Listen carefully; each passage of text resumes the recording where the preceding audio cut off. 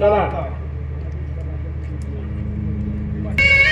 किती दिवसाची रे आपली भेट? सोड मला.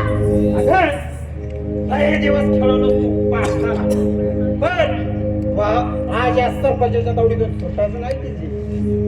अरे जा नीच माणसा. अरे स्त्री लंबट माझी चरित्र इतके ढवळलेलं नाही की त्याच्यावर तू शिंकाळून असेल. माझ्या आबरू घाला घालते तर नरकीचा भोग घेईन तुझ्या. तुला पण आया बहिणी आहेत की नाही?